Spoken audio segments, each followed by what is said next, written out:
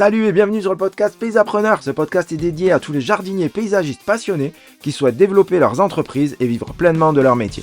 Je suis Joël Arquier et après plus de 20 ans passés en tant qu'entrepreneur paysagiste, aujourd'hui j'accompagne ceux qui, comme vous, veulent transformer leur passion en business rentable. Chaque semaine, vous découvrirez ici des conseils pratiques en matière de stratégie marketing, de vente, de production et de direction d'entreprise qui vous aideront à faire croître votre business tout en gardant un équilibre de vie.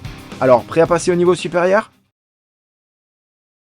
Salut, j'espère que tu vas bien et bienvenue dans ce nouvel épisode du podcast Paysapreneur. Alors aujourd'hui, on va s'atteler à décrocher de tes pieds 5 boulets que j'ai clairement identifiés, qui sont des boulets qui t'empêchent de progresser, soit dans le lancement de ton entreprise, c'est des boulets que tu t'es mis au pied au lancement, ou peut-être que tu es en train de te lancer là maintenant et tu regardes cet épisode de podcast te disant tiens, comment est-ce que je pourrais éviter de faire des erreurs? Tu es au bon endroit. De la même manière, ça fait peut-être quelques mois ou quelques années que tu es lancé et tu ne comprends pas pourquoi ton entreprise n'évolue pas et tu te demandes qu'est-ce qui se passe, pourquoi les autres s'en sortent et pas toi, et tu te dis mais d'où ça peut bien venir. Alors exceptionnellement aujourd'hui, on va pas travailler sur les 4 piliers, quoi, qu'on va travailler sur le pilier de la direction. En tout cas, on ne va pas parler de marketing, on ne va pas parler de vente et on ne va pas parler de production. On va vraiment s'atteler à la direction d'entreprise, ce pilier fondamental qu'est la direction, et notamment au boulet qui pourrait t'empêcher d'aller de l'avant, de diriger ton entreprise de la bonne manière. Alors, si tu es en phase de lancement, je le redis, mais c'est très important, surtout si tu es en phase de lancement ou tout récemment dans le business, tu te dis, mais bon, j'aimerais éviter quelques erreurs. Quelles sont les erreurs qu'on peut éviter? Bah là, tu es au bon endroit et puis on va parler de ces erreurs ensemble. La première erreur qui est à éviter, c'est de se lancer en mode petit bras. Alors, qu'est-ce que ça veut dire de se lancer en mode petit bras? Se lancer en mode petit bras, c'est soit se lancer en CESU, soit se lancer au régime fiscal micro-entreprise. Je ne parle pas du statut micro-entreprise qui est encore pire, on va peut-être l'aborder ensemble, mais déjà se lancer en mode, bon, je verrai bien ce que ça donne, je vais tester pour voir ce que ça donne. Et dans ce cas-là, en fait, l'erreur qui se passe, bah, si on s'attarde sur le CESU, par exemple, en disant, bon, je vais faire des CESU, puis on verra ce que ça donne. Il faut savoir que tous les clients, ou 80% des clients que tu as actuellement en CESU, quand tu voudras passer sur une entreprise qui soit vraiment construite, tu vas les perdre. Donc ça veut dire que tu es en train de faire du travail de marketing pour trouver ces clients, tu es en train de faire du travail de vente auprès de ces clients, etc. Et ça, en fait, ça ne sert à rien. C'est comme si tu chassais dans la mauvaise forêt et ça ne sert à rien puisque tu es au mauvais endroit, en fait, puisque tu cherches des clients qui sont pas vraiment tes clients, puisque le CESU, c'est en fait, tu es salarié de tes clients, c'est pas vraiment tes clients et toi, tu n'es pas vraiment un entrepreneur. Donc déjà, tu es salarié. Donc forcément, quand tu vas leur dire: «Ben, maintenant j'ouvre ma boîte et je vous augmente les prix fois 2 ou fois 3», ouais, ça a un peu de mal à passer, même si tu fais de la défiscalisation et cetera. Donc ça, c'est vraiment pas un modèle qui est bon pour c'est bon si tu veux faire une petite activité à côté de ton job actuel et être déclaré, être dans les clous, OK, ça marche. Mais tu ne peux pas baser une entreprise là-dessus. Tu peux pas te lancer en disant: «Bah, je vais faire des CESU et puis quand j'aurai suffisamment de volume, bah, je vais faire vraiment une entreprise». Ça ne marchera pas, à moins que tu sois sur un chiffrage CESU très, très élevé, mais bien au-dessus de ce qui se fait dans la moyenne. Le deuxième problème du CESU, c'est que, ça te positionne en tant qu'ouvrier, puisque ton client est ton patron. Donc dans tous les cas, en fait, tu peux pas avoir un état d'esprit d'entreprise en te positionnant en tant qu'ouvrier. Donc ça, forcément, déjà, à la fois sur le côté, chiffrage, vente et cetera, bah, ça ne veut pas le faire, mais en plus, au niveau de ton état d'esprit, ça te remet dans le rôle d'ouvrier, parce que les CESU, bah, c'est à l'heure, quoi. Donc tu vends ton heure de travail, pour, une personne et en plus, pour aller au-delà, normalement, tu devrais utiliser le matériel de ces personnes-là pour travailler. Sauf que personne ne fait ça, tout le monde va acheter son propre matériel. C'est normal, tu vas acheter du bon matériel professionnel et cetera. Donc tu veux utiliser ton bon matériel, sauf que, bah, c'est des frais en plus qui viennent se greffer. Donc en plus d'être, c'est comme si tu travaillais pour un patron et que tu dis: «Attends, bouge pas, en fait, je vais m'acheter une mini pelle, comme ça je serai plus tranquille et puis on va travailler avec ma mini pelle». Tu vois bien, je force le trait, je suis d'accord. Mais honnêtement, tu vois bien l'absurdité de la chose. Donc vraiment le CESU, encore une fois, si tu veux tester une activité et être déclaré quand tu travailles le week-end, c'est bon. Si tu veux bâtir une entreprise dessus, c'est pas bon. De la même manière, le régime micro-entreprise. Donc, il y a des gens qui ont trouvé un hack ultime en disant: «Je ne vais pas me déclarer en jardin, je vais me déclarer en multiservice, comme ça je pourrais faire du jardin en étant avec un régime micro-entreprise». Bon, Je comprends l'idée.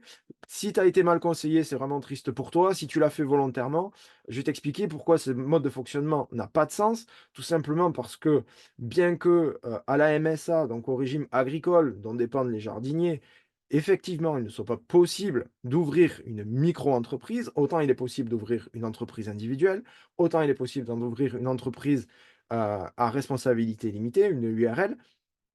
Et d'avoir un régime fiscal micro. Donc ça revient absolument au même, sauf qu'en plus tu protèges tes biens. Donc la protection, elle est bien meilleure, ça demande juste 2 papiers de plus.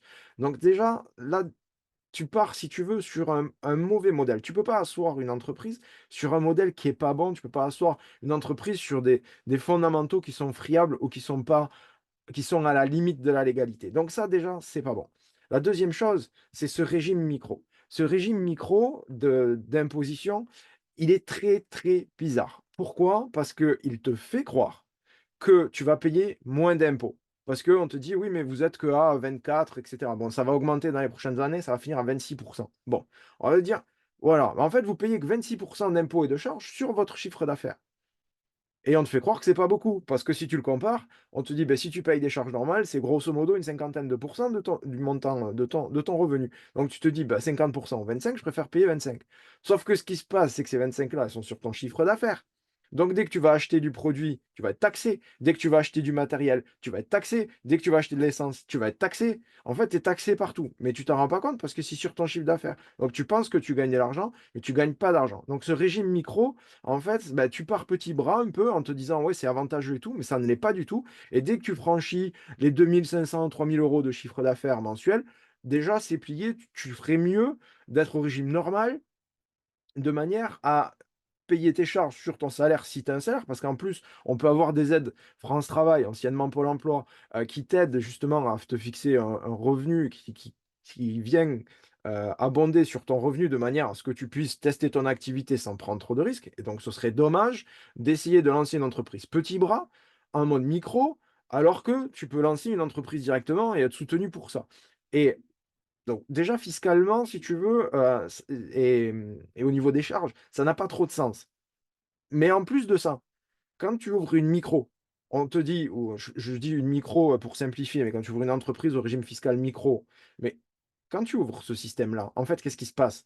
On te dit: «Attention, vous avez un plafond de TVA, faut pas le dépasser parce qu'après vous allez payer la TVA». Donc déjà ça, ce plafond-là, pour moi, il est complètement absurde parce que tu ferais mieux d'être au régime de TVA dès que tu as un petit peu d'achat, de toute façon. Donc pour un prestataire de services en jardin, il vaut mieux que tu sois directement au régime de TVA. Mais en plus de ça, on te dit donc premier plafond, attention, il y a un plafond là. Après, on te dit: «Attention, il y a un plafond parce qu'après vous serez plus en micro, vous serez reversé au régime normal».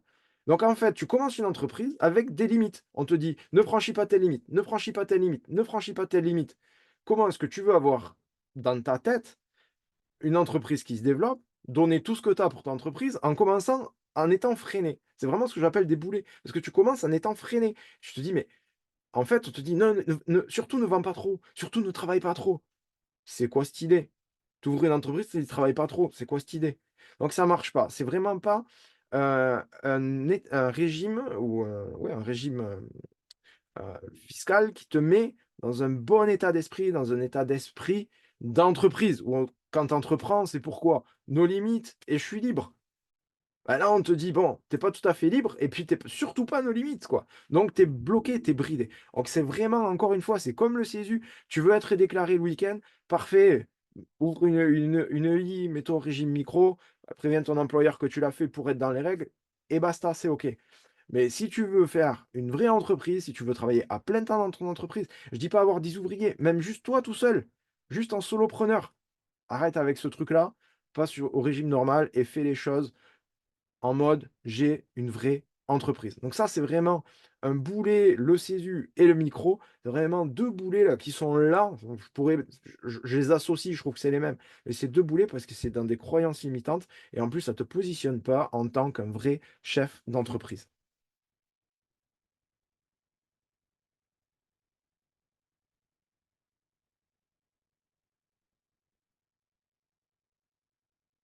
Deuxième boulet que tu peux avoir au pied et ça, pour le coup, c'est vraiment, vraiment pas ta faute. C'est le contexte dans lequel tu as grandi, le contexte dans lequel tu as été élevé.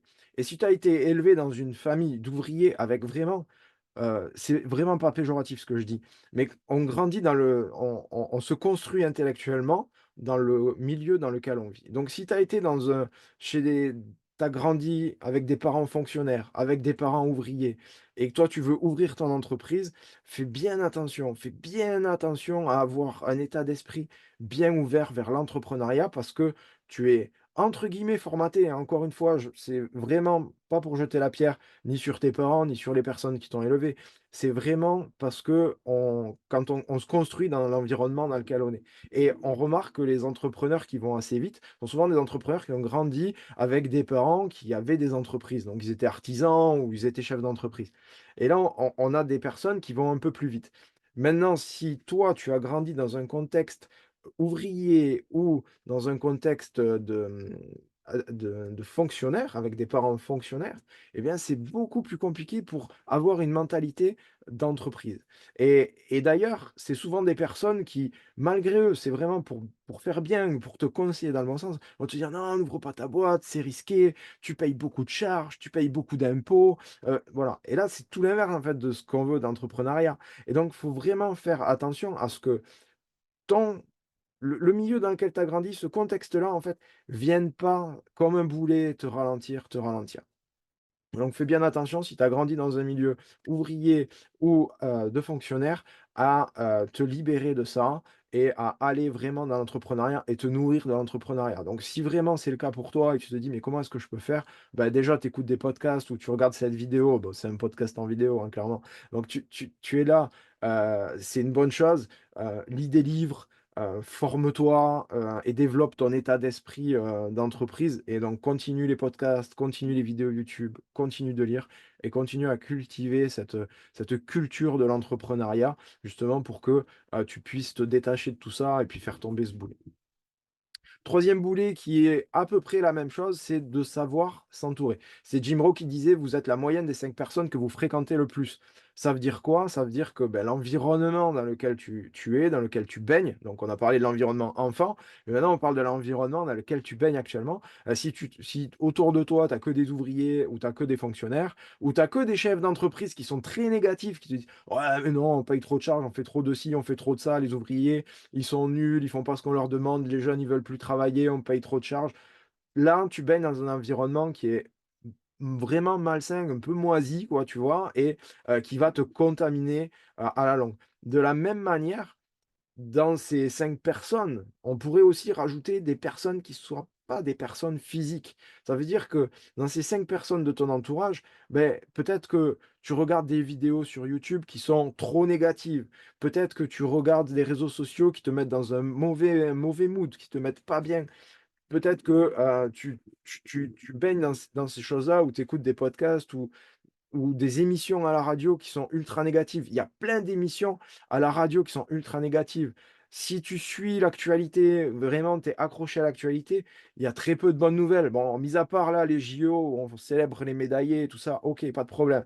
Mais mis à part ça, quand tu regardes les informations, vraiment que des choses hyper négatives. C'est, des morts, la guerre, c'est, des tremblements de terre, des machins et ça te met pas dans un bon état d'esprit. C'est le gouvernement qui bouge pas, les impôts qui augmentent, heu et toi, si tu te nourris de ça, en fait, tu peux pas évoluer avec, avec la niaque, quoi, avec l'envie d'y aller. Donc fais bien attention à tes fréquentations physiques, qu'est-ce que tu fréquentes vraiment? Et puis aussi, qu'est-ce que tu écoutes? Qu'est-ce que tu lis? Qu'est-ce que tu regardes? Parce que tout ça, ça vient influencer et ça vient nuire ou bonifier ton état d'esprit d'entreprise. Il faut vraiment attention à ce que ton entourage ne devienne pas un boulet.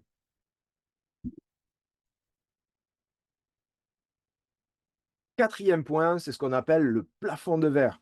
Donc le plafond de verre, c'est on retrouve ça dans le livre de Gay Henriksson qui s'appelle Le Grand Saut, qui explique en fait les plafonds de verre. Et si tu es à ton compte depuis un moment, parfois il y a des plafonds de verre qui arrivent comme ça sans que tu te rendes pas compte et chacun Et moi le premier et tout le monde, à quelque niveau qu'il soit, a un plafond de verre. Il y a un moment où on s'autorise pas à aller au-delà. Donc tu as le droit d'aller au-delà, tu as le droit d'embaucher. C'est peut-être que tu as peur d'embaucher, tu dis: «Non, je reste tout seul». Non, tu as le droit d'embaucher, tu as le droit de développer une entreprise, tu as le droit de prendre du temps pour soi aussi. Parce que souvent, on a des plafonds de verre avec des personnes qui ne veulent pas ou qui, c'est inconscient, hein, c'est pas vraiment inconscient, c'est vraiment inconscient. C'est des personnes qui ne veulent pas passer le palier au-dessus en disant: «Ouais, mais j'ai toujours fait comme ça, donc c'est mieux comme ça». On dit: «Bah, attends, peut-être que tu devrais déléguer un peu». «Non, mais je délègue pas parce que s'il y a que moi qui sais le faire, c'est mieux» et tout ça. Et en fait, ils sont bloqués dans cette espèce de routine et en fait, c'est parce qu'elles ne s'autorisent pas à aller au-delà. Au fond du fond, c'est parce qu'elles ne s'autorisent pas à aller au-delà. Donc tu as le droit d'aller au-delà, tu as le droit de péter ton plafond de verre, tu as le droit de faire 1 million d'euros de chiffre d'affaires, il y a aucun problème. Et encore une fois, si aujourd'hui tu sens que, tu as un plafond de verre, ce qu'il faut bien faire pour que tu progresses, déjà, c'est te donner le droit. La deuxième chose, c'est savoir où est le blocage et de travailler sur ce blocage-là pour dire: «Bon, OK, comment est-ce que j'enlève ce blocage pour péter mon plafond de verre?» Donc en gros, si tu vois que, bah, tu pourrais développer ton entreprise, tu as beaucoup, beaucoup, beaucoup de clients et tu te dis: «Ouais, mais moi, j'aimerais bien être un peu plus libre et tout» et là, tu bosses en 60-70 heures par semaine, tu es solo, tu as énormément de clients, tu arrives pas à répondre aux demandes. La solution la plus simple venue de l'extérieur, c'est de se dire: «Mais embauche quelqu'un». Donc la question, ça veut dire, tu vois que tu évolues pas, tu as envie, tu te dis: «Mais pourquoi est-ce que j'embaucherais pas?» Et là, tu vas avoir, d'où l'effet d'entourage, tu vas avoir des personnes qui vont te dire: «Oui, embauche, c'est bien parce que du coup, tu vas déléguer et progresser et tu vas te libérer plus de temps» et tu vas avoir d'autres personnes qui vont dire: «Ouh là, on n'embauche pas, ils font pas le boulot et tu vas payer beaucoup de charges et beaucoup d'impôts». En fait, c'est le moment où c'est à toi de décider si tu as envie de péter ce plafond de verre ou pas. Si tu en as pris conscience, c'est: «Est-ce que je vais le faire ou est-ce que je vais pas le faire?» Si tu le fais, tu vas te sentir libéré parce que en vrai, si tu as envie de sortir de cette routine de 70 heures par semaine solo et avoir des clients qui te demandent, enfin, tu as vraiment de la demande et tu peux pas la satisfaire, là, tu vas te dire: «OK, je vais embaucher, mais comment est-ce que je fais pour embaucher? Quel est le process pour embaucher?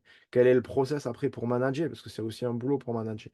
Et ça, tu vas devoir peut-être te former, peut-être apprendre de nouvelles compétences, mais les entrepreneurs qui ont du succès, les entrepreneurs qui développent leurs entreprises et les entrepreneurs qui sont libres, eh bien, tout simplement, pourquoi ils le sont? Tout simplement, parce que à chaque fois où ils se sont rendus compte qu'il y avait un blocage, qu'il y avait un plafond de verre, ils se sont donné l'autorisation, ils ont analysé d'où venait le problème, ils se sont formés ou ils ont délégué pour exploser ce problème et passer la vitesse supérieure. Et t'inquiète pas, tôt ou tard, tu auras un autre plafond de verre, puis un autre, puis un autre, puis un autre, mais plus il est haut et mieux on se porte. Donc vraiment, encore une fois, et puis quand tu as passé des plafonds de verre et que tu as vraiment eu conscience, ben, en fait, tu te rends compte que c'est un effort, mais c'est un effort qui en vaut le coup. Et d'un autre côté, si tu t'en rends pas compte, et j'ai connu des personnes comme ça qui se rendaient pas compte qu'ils avaient un plafond de verre et systématiquement, quand il y avait une décision à prendre, il prenait la mauvaise. Il y avait 2 choix, le bon et le mauvais, c'était gros comme le nez au milieu de la figure, il prenait le mauvais. Pourquoi? Parce que le plafond de verre les bloquait et donc il s'empêchait de grandir. Je parle même pas forcément en tant qu'entreprise, mais en tant qu'individu, il s'empêchait de grandir, il s'empêchait de développer, un patrimoine, une entreprise ou, personnellement. Donc ça, vraiment, c'est ultra important que tu prennes conscience que peut-être tu es sur un plafond de verre et que si c'est le cas, qu'est-ce que tu dois faire pour débloquer ce plafond de verre? Le cinquième point et le dernier point pour aujourd'hui, je pense qu'il y en a plein d'autres et puis je te laisse me laisser des commentaires s'il y a des des blocages que tu as et que tu aimerais, débloquer pour aller plus loin et puis peut-être on pourra en parler dans les commentaires, mais n'hésite pas à laisser des commentaires si tu vois d'autres blocages potentiels, même chez d'autres, tout ça, ça fait toujours plaisir de partager, donc je t'invite à me laisser des commentaires et et on va aborder le cinquième blocage. Le cinquième blocage, c'est de ne pas avoir de mission. Ça rejoint un petit peu ce qu'on disait au début, c'était de dire: «Bon, je vais lancer une boîte, puis on verra ce que ça donne» ou «Je vais faire ça et puis on verra ce que ça donne». En fait, c'est un peu comme, si tu avais, des joueurs de foot qui soient sur un terrain, grand terrain de foot, tu vois? Tout le monde est là, tout le monde est en place. On leur donne un ballon et on leur dit: «Ben voilà, aujourd'hui vous allez jouer au foot et il n'y a pas de but. On va voir où vous allez». Est-ce que tu penses que là, il y a des gens qui vont regarder le match? Non, clairement pas. Et en fait, quand tu lances une entreprise en disant: «Bon, je verrai bien ce que ça donne», c'est un peu ça. Ça veut dire que tu cours avec un ballon, mais tu sais pas où tu vas. Et donc du coup, comme tu sais pas où tu vas, tu te laisses un peu porter et puis tu te dis: «Bon, bah, ce mois-ci, ah, c'était un bon mois, j'ai bien travaillé, il y avait de la demande. Ah, le mois d'après, ah, il y a pas eu de demande en fait, je comprends pas les clients, pourquoi ils étaient pas là. Ah, beh, il a plu, j'ai pas fait de chiffre d'affaires. Ah, il a fait beau, j'ai pu travailler». Voilà, et en fait, tu es soumis à ça ou, bah, j'ai fait plein de choses pour trouver des clients, personne n'appelle, j'entends le bouche à oreille qui fonctionne, il fonctionne pas. Mais comme je dis pas que c'est mauvais ou bon ou les méthodes que tu as engagées, juste s'il y a pas de mission au bout, s'il y a pas d'objectif au bout, ça marche pas. Et la mission, elle est encore au-delà de l'objectif. C'est que si tu as une vraie mission d'entreprise, si tu défends tes valeurs à travers ton entreprise, tes valeurs personnelles que tu mets dans ton entreprise, tu mets un bon tu définis vraiment ça, un bon slogan, un bon paragraphe qui explique aux gens pourquoi tu fais ça, tu sais pourquoi tu fais ça, ça va te donner un leadership incroyable et tu vas avoir des clients qui te suivent, les employés qui te suivent, les fournisseurs qui te suivent, qui vont dire: «Waouh, on travaille pour telle entreprise, mais on est super fiers de travailler pour eux parce qu'ils partagent des vraies valeurs». Et quand tu vois à la télé, à la radio, des marques, il y a des marques qui se battent pour leurs valeurs justement qui vont faire du marketing en disant: «Ça, c'est nos valeurs». Pourquoi? Parce que ça fédère. Donc ça, c'est ta mission en fait. Tes valeurs et ta mission sont ultra importantes. Donc tu as besoin, pour progresser, d'avoir des objectifs clairs, mais surtout une mission claire qui va au-delà et qui dirige toute ton entreprise, qui dirige toute ton activité. Et peut-être que tu te dis: «Bah, tiens, je vois le pourquoi il fait, paysapreneur, pourquoi il a cette mi c'est quoi sa mission?» et cetera.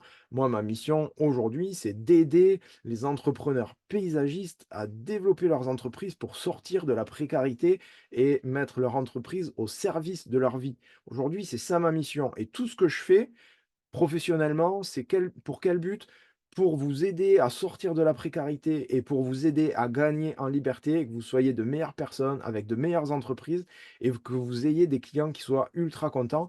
Et je pense et je suis convaincu que parce que vous avez des belles boîtes et parce que je vous accompagne à avoir des belles boîtes, vous êtes capable de faire des beaux jardins, d'entretenir des beaux jardins, de vous payer correctement, d'avoir des employés qui sont payés correctement et que tout le monde soit content et vive la vie que vous avez envie de vivre, bah, toi en tant qu'entrepreneur, tes collaborateurs en tant que collaborateurs et tes clients avec des jardins qui soient magnifiques et magnifiquement bien entretenus. Ça, c'est ma mission et j'espère que toi aussi, tu as travaillé sur ta mission de manière à la rendre aussi claire, aussi limpide et de partager ça avec les autres parce que ça a une valeur extraordinaire et ça te permet d'aller au plus loin et ça te fait sortir, on va travailler un peu le marketing, mais ça te fait sortir des paysagistes lambda qui vendent de la prestation, je taille, je tond. Ça a rien à voir, quelqu'un qui a une mission environnementale, par exemple, quelqu'un qui partage ses valeurs qui sont à l'intérieur de lui. Ça n'a rien à voir par rapport à quelqu'un qui dit: «Bonjour, je viens tailler votre haie, bonjour, je viens tondre votre pelouse» ou «Je viens créer votre jardin». C'est vraiment beaucoup, beaucoup plus puissant, donc c'est hyper important que tu aies une mission et que tu te laisses pas ce boulet au pied du: «On verra bien ce que ça donne». J'espère que cet épisode de podcast t'a plu et t'a remotivé. C'était un épisode, de rentrée et je voulais vraiment faire un point sur ça parce que j'ai vu beaucoup, beaucoup d'entrepreneurs et notamment de jeunes entrepreneurs. Vous êtes plein de jeunes à vous lancer au mois de septembre et ça, c'est super cool et bravo et félicitations encore pour ça. Mais lancez-vous bien et évitez d'avoir ces boulets qui vous collent aux pieds et qui vous empêcheront d'avancer dans le futur. Et puis, beh, si ça fait un moment que tu es à ton compte, bah, peut-être que tu as pris conscience aujourd'hui qu'il y avait un boulet qui était là et que tu n'avais peut-être pas, verbalisé ou que tu avais peut-être pas pris conscience et c'est le moment de travailler sur ça. Je vous souhaite à tous et je te souhaite une très, très belle journée, pleine de motivation, pleine de good vibes et surtout, je vous dis à très, très bientôt pour un nouvel épisode du podcast Pays Appreneur.